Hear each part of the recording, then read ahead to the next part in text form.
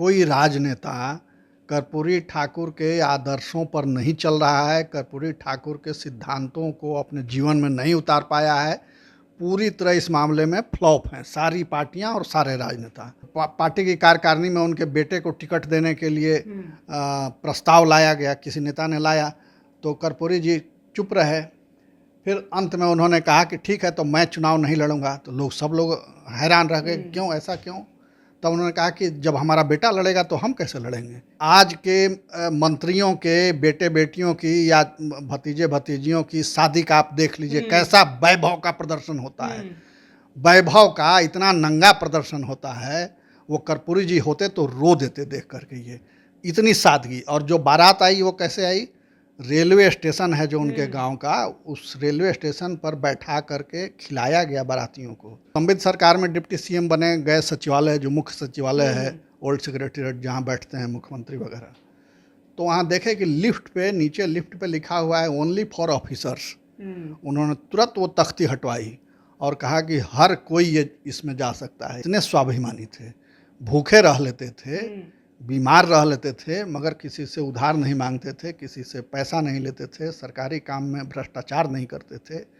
इतने आदर्शवादी नेता। और आज आरक्षण का इतना हल्ला है। उस समय उन्होंने उस समय आरक्षण लागू किया था, मुंगेरी लाल कमीशन का आरक्षण 1977 में। जो कर्पूरी जी अगर होते तो वो ऐसा नहीं होने देते। वो जरूर उनको कहीं बसाते, तब वो ज़मीन खाली करवाते, तब उनकी झोंपड़ी टूटती। मगर अब तो ट्रेंड दूसरा हो गया, अब तो बिल्कुल सब कुछ बदल गया है। न वो आदर्श है, न वो बात है, न विचार है। अब तो सीधे मुंह कोई अपने वोटर से बात भी नहीं करता है। नीतीश कुमार और बिहार के उप मुख्यमंत्री तेजस्वी यादव आज उनके गांव गए थे हेलीकॉप्टर से।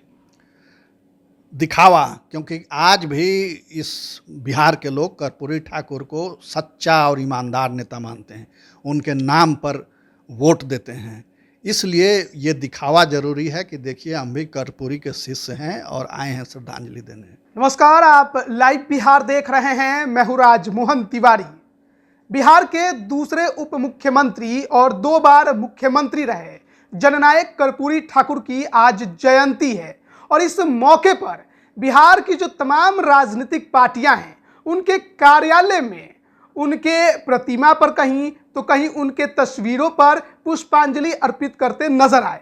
लेकिन उनके विचारों को कौन अपनाता है, उनके विचारों को कौन आगे बढ़ाता है? बिहार की राजनीति में जो नाम स्थापित हो चुके हैं उनका इस्तेमाल तो सब कोई करता है, लेकिन जब बात आती है उनके कहे हुए बातों पर आगे बढ़ने की, तो फिर उस पर वो लोग क्या अमल करते हैं, इसी पर बात करेंगे। हमारे साथ वरिष्ठ पत्रकार प्रवीण बागी हैं। 99वां आज उनका जयंती है।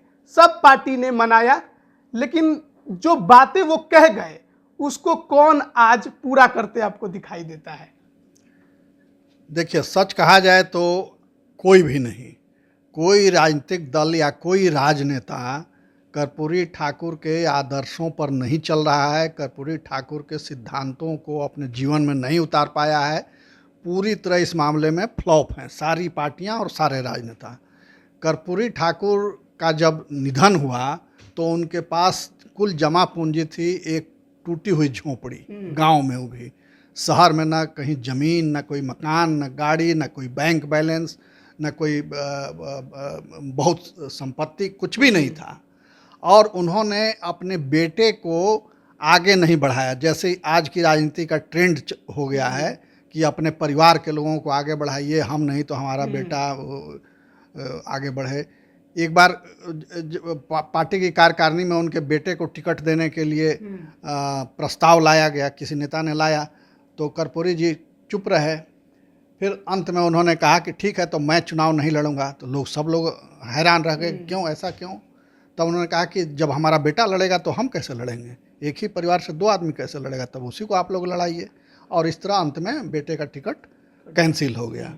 तो ये आदर्श था, ये उच्च मापदंड उन्होंने राजनीति में कायम किया था। जब वो मुख्यमंत्री थे, उनकी बेटी की शादी हुई। आज के मंत्रियों के बेटे बेटियों की या भतीजे भतीजियों की शादी का आप देख लीजिए, कैसा वैभव का प्रदर्शन होता है, वैभव का इतना नंगा प्रदर्शन होता है। वो कर्पूरी जी होते तो रो देते देख करके, ये और उनकी बेटी की शादी कैसे हुई? किसी को बिना बताए वो 2 दिन पहले यहाँ से चले गए अपने गांव। किसी को मालूम नहीं था कि कर्पूरी जी कहाँ गए हैं। उनके मंत्रियों को भी नहीं मालूम था, अधिकारियों को भी नहीं मालूम था। और वहाँ जाके बेटी की शादी की तैयारी में लग गए। बारात आई, उनके वहाँ के डीएम को, समस्तीपुर के डीएम एसपी को भी मालूम नहीं था कि मुख्यमंत्री अपने घर आए हुए हैं। अंत में जब मालूम हुआ कि सर दौड़े हुए आए लोग डीएम एसपी, तो उन्होंने वापस बैठा के खिलाया पिलाया और वापस कर दिया। उनको कहा कि मैं यहाँ निजी काम में आया हूँ और इसका प्रचार नहीं होना चाहिए, नहीं तो सब लोग आ जाएंगे और हमारे पास इतनी जगह नहीं है कि उनको बैठाएं, उनका सत्कार करें, इसलिए आप लोग जाइए, मुझे कोई खतरा नहीं है। इतनी सादगी। और जो बारात आई वो कैसे आई? रेलवे स्टेशन है जो उनके गांव का, उस रेलवे स्टेशन पर बैठा करके खिलाया गया बारातियों को। उनके घर में जगह नहीं थी कि बारातियों को वहाँ खिलाया जाए। बारात टिकी भी वही स्टेशन पर ही। तो ये उनके पिताजी का जब श्राद्ध हुआ तो वो भी भोज जो हुआ वो रेलवे स्टेशन पर ही कराया गया था। तो इतनी सादगी थी, कोई तामझाम नहीं। उनको क्या दिक्कत थी? मुख्यमंत्री थे, एक बार सिर्फ कह देते तो अंबार लग जाता सुविधाओं का। वहाँ पटना में चाहते तो शादी कर सकते थे, सरकारी आवास से कर सकते थे, पूरा वैभव विलासिता के साथ कर सकते थे, दिखावे के साथ कर सकते थे। मगर जो उनका कमिटमेंट था समाजवाद के प्रति, समाज के अंतिम आदमी के प्रति जो उनका समर्पण था, उस समर्पण को उन्होंने आजीवन जिया, अपने जीवन में उतारा उन आदर्शों को। और मैं तो ये कहूँगा कि गांधी, लोहिया और जयप्रकाश का जो समाजवाद था, उस समाजवादी पीढ़ी के वो इस बिहार में अंतिम राजनेता थे।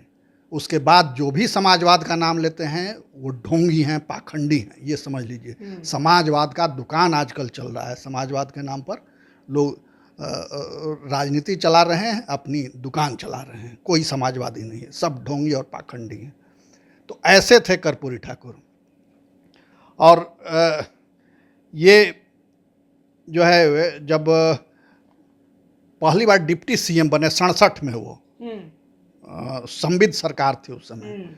तो संविद सरकार में डिप्टी सीएम बने, गए सचिवालय, जो मुख्य सचिवालय है, ओल्ड सेक्रेटरीट, जहाँ बैठते हैं मुख्यमंत्री वगैरह। तो वहाँ देखे कि लिफ्ट पे, नीचे लिफ्ट पे लिखा हुआ है ओनली फॉर ऑफिसर्स। उन्होंने तुरंत वो तख्ती हटवाई और कहा कि हर कोई ये इसमें जा सकता है, ये जनता का ये है, यहाँ से जनता की भलाई के लिए निर्देश जारी किए जाते हैं, शासन चलता है, ये जनता का शासन है। और ऐसा कोई ये नहीं रहेगा कि सिर्फ अधिकारी और बड़े लोग ही इस लिफ्ट से जाएंगे। और उसके बाद चपरासी और आम आदमी भी उस लिफ्ट से ऊपर जाने लगा। वो परंपरा आज तक कायम है। फिर किसी की हिम्मत नहीं हुई कि उनके जाने के बाद वो बोर्ड फिर वहाँ लगवा दे। तो ऐसे थे कर्पूरी ठाकुर।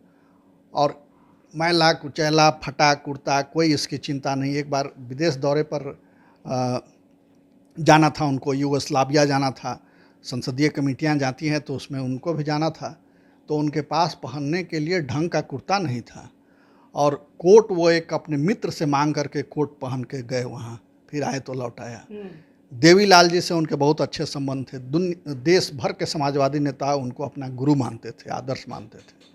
तो देवीलाल जी से उनके अच्छे संबंध थे। देवीलाल जी के कुछ रिश्तेदारी भी है यहाँ पटना में, थी उस समय। तो उन्होंने कह रखा था कि कर्पूरी जी को जब भी कभी ज़रूरत हो या वो आपसे कुछ मांगे तो आप उनको दे दीजिएगा और वो मेरे पर उधार रहेगा, मैं आपको चुकाऊँगा, उनसे आप मत मांगिएगा। मगर कई बार उन्होंने पूछा जब भी भेंट हो अपने रिश्तेदार से कि कर्पूरी जी कभी आए थे, कुछ मांगे थे? उन्होंने हर बार कहा कि ना, कभी नहीं आए, कोई चर्चा नहीं की, कुछ नहीं मांगा उन्होंने। तो इतने स्वाभिमानी थे, भूखे रह लेते थे, बीमार रह लेते थे, मगर किसी से उधार नहीं मांगते थे, किसी से पैसा नहीं लेते थे, सरकारी काम में भ्रष्टाचार नहीं करते थे। इतने आदर्शवादी नेता। और आज आरक्षण का इतना हल्ला है। उस समय उन्होंने उस समय आरक्षण लागू किया था, मुंगेरी लाल कमीशन का आरक्षण 1977 में, 77-78 में लागू किया था उन्होंने। और वो आरक्षण आज भी माना जाता है कि बहुत आदर्श तरीका था वो आरक्षण का। लेकिन इसी में एक सवाल उठा कि जब उन्होंने 27% आरक्षण देने की बात कही, उसके बाद उन्होंने सवर्णों को अपना दुश्मन बना लिया। दुश्मन बना लिया। लोगों को लगा कि हमारी नौकरी छीन रही है, हमारा हक वो दे रहे हैं गरीबों को। तो इसलिए ये लोग नाराज हुए उनसे। मगर फिर वो नाराज़गी बहुत दिन तक कायम नहीं रही, वो नाराज़गी फिर घुल गई। और वो जब भी लोगों से मिलते जुलते थे उनका दरवाज़ा कभी बंद नहीं होता था। वो सरकारी आवास में भी रहे, मुख्यमंत्री आवास में भी रहे, तो दरवाज़ा खुला रहता था और कोई भी आदमी जाके ना कहीं चेकिंग होनी है उनकी, ना कहीं एंट्री करना है, ना कोई रोकने वाला है, ना कोई टोकने वाला है, सीधे जा कर के और उनके ड्राइंग रूम में बैठ जाता तो उस था। समय जो वो राजनीति करते थे, आज भी कहा जाता है कि उन्हीं के सब लोग शिष्य हैं, चाहे नीतीश कुमार हो, लालू यादव हो, चाहे रामविलास पासवान थे, सुशील कुमार मोदी हो, तो फिर वो राजनीति खत्म क्यों हो गई? इसलिए कि सब लोग पैसे के पीछे भागने लगे। अब कैरियर हो गई राजनीति। उस समय सेवा का मिशन था। जो लोग उस समय राजनीति में आते थे कमिटमेंट लेकर के आते थे कि देश के लिए, समाज के लिए, गरीबों के लिए कुछ करना है, कुछ दे कर जाना है उनको। अब तो जो राजनीति में आए हैं उनका मिशन है कि कुछ ले कर यहाँ से जाना है। यानी विधायक एक बार बन गए तो देखिए कैसे उनको इंटरेस्ट फ्री लोन मिलता है, कितनी सुविधाएं मिल रही हैं। 2-2 लाख 3-3 लाख वेतन मिल रहा है, भत्ते वगैरह सब जोड़ करके सुविधाएं मिल रही हैं। अभी देखिए कैसे आवास बनाए गए हैं पटना में विधायकों के लिए, जो ये है कितनी सुविधाएं मिल रही हैं। बिजली का बिल लगातार बढ़ता जा रहा है, यहाँ की झोपड़ी तोड़कर आवास बन रहे हैं। तो ये सब स्थिति है। तो गरीबों की नहीं, वहाँ तो पहले एमएलए का ही आवास था। गर्दनी बाग में भी ये था, सरकारी क्वार्टर थे वो गरीबों के। उसके बगल में पीछे जो लोग रहते थे, जब ये शुरू हुआ था काम, तो झोपड़ी उपड़ी बना कर रहते थे, जो प्रेस और सायरन वगैरह करते थे। तो वो तो सरकारी ज़मीन थी। सरकारी ज़मीन पर आप बस गए तो उससे हक नहीं आपका हो जाता। ये ठीक है कि कहीं विस्थापित उनको किया गया होगा, मगर नहीं, विस्थापित नहीं किया गया, कहा गया आप यहाँ से जाइए। हाँ, तो वो तो सरकारी ज़मीन थी, सरकार जब चाहे ले लिए। खाली था तो आप रह रहे थे, ठीक है, वो उसमें कोई गड़बड़ी नहीं है। मगर जो कर्पूरी जी अगर होते तो वो ऐसा नहीं होने देते। वो ज़रूर उनको कहीं बसाते, तब वो ज़मीन खाली करवाते, तब उनकी झोंपड़ी टूटती। मगर अब तो ट्रेंड दूसरा हो गया। अब तो बिल्कुल सब कुछ बदल गया है। न वो आदर्श है, न वो बात है, न विचार है। अब तो सीधे मुंह कोई अपने वोटर से बात भी नहीं करता है। सिर्फ चुनाव के समय जाते हैं, पाँव छूते हैं, प्रणाम करते हैं वोटरों का। उसके बाद तो नीतीश कुमार और बिहार के उप मुख्यमंत्री तेजस्वी यादव आज उनके गांव गए थे हेलीकॉप्टर से। दिखावा, क्योंकि आज भी इस बिहार के लोग कर्पूरी ठाकुर को सच्चा और ईमानदार नेता मानते हैं, उनके नाम पर वोट देते हैं। इसलिए ये दिखावा ज़रूरी है कि देखिए हम भी कर्पूरी के शिष्य हैं और आए हैं श्रद्धांजलि देने। मगर कर्पूरी का थोड़ा सा भी गुण अगर इन्होंने अपना लिया होता तो आज बिहार की ये दुर्दशा नहीं होती, इतना भ्रष्टाचार नहीं होता, आम आदमी और सरकार में, सत्ता में के बीच इतनी दूरी नहीं होती।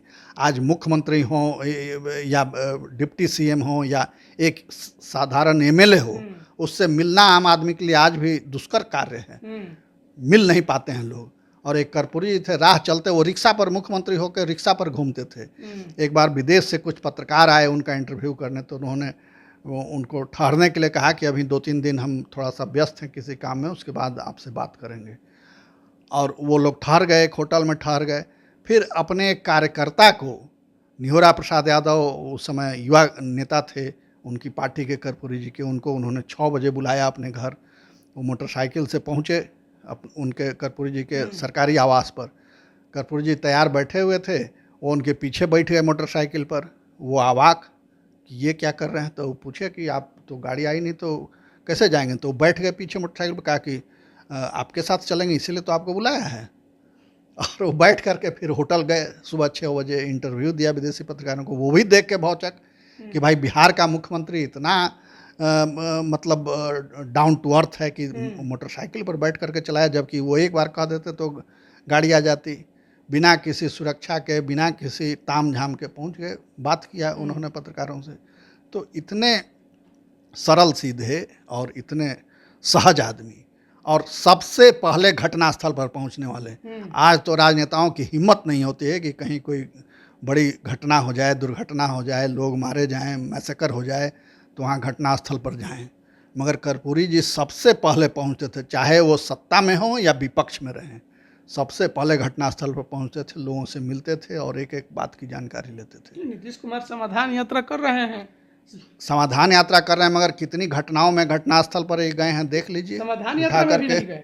तो यही फर्क है। यही उनको कर्पूरी ठाकुर बनाता है और दूसरे नेताओं को उनसे अलग करता है।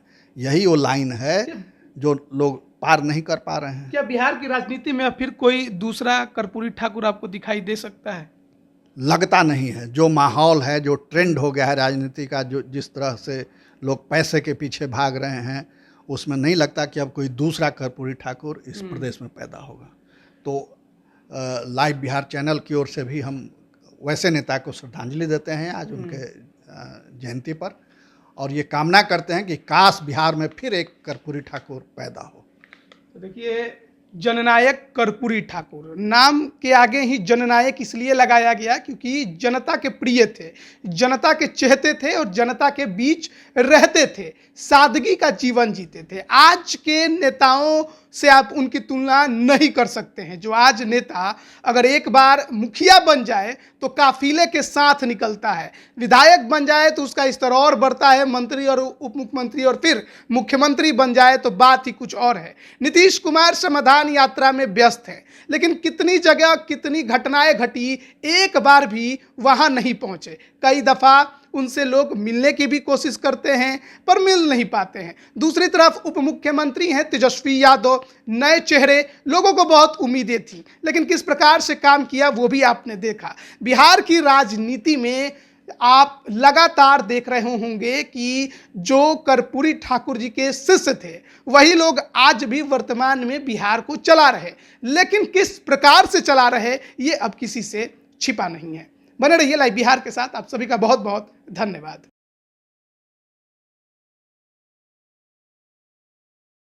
लाइव बिहार यूट्यूब पर सब्सक्राइब और फेसबुक पर लाइक जरूर करें।